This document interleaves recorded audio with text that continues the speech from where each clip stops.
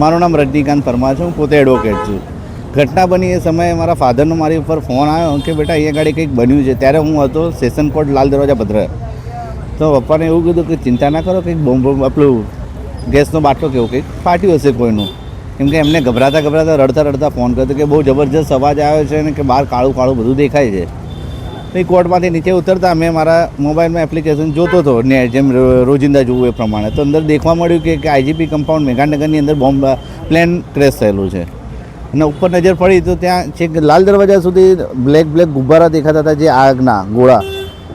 ફટાફટ 5 થી 7 મિનિટમાં હું અહીંયા ગાડી આવ્યો મારા ઘરે. મારા મધર ફાધરને મેં જોયા તો એમને કશું કંઈ થયેલું નહોતું. તો મને એક સાંત્વના હતી કે ના, મારા ફાધરને કંઈ થયું નથી.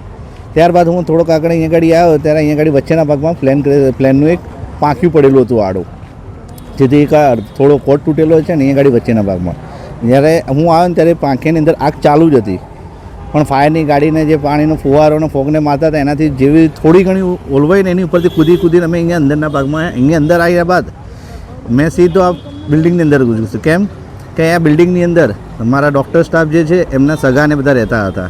તો જેટલા બી જે કોઈ બાકી હતા એમને નીચે ઉતાર્યા બાદ બહાર જે આ જગ્યા છે ત્યાં આગળ સૌથી વધારે તમે જુઓ ને તો કે આપણે પિક્ચરમાં જોયું હોય ને એ સીન અહીંયા ગાડી લાવી જોયો હતો, જે સળગી ગયેલી બોડીને એ બધું. અને એ બધું વસ્તુ અમે ઊંચી કરીને અહીંયા બહાર 108 અને સિવિલની એમ્બ્યુલન્સની અંદર મૂકીને સિવિલ હોસ્પિટલના પીએમ રૂમ સુધી લઈ ગયા છે. અને એ બોડી બી કઈ રીતના તમે સાહેબ ઊંચી કરો ને તો આખા આપણા આંગળી અંદર જતી રહે, અને લાઈ જેવી બોડી લાગે ને પાણી એકદમ ગરમ બહાર નીકળે અંદરથી. એવી કન્ડિશનની અંદર અમે ઉચકી એમ્બ્યુલન્સમાં અને 108 દ્વારા સિવિલ હોસ્પિટલમાં લઈને ગયેલા છે.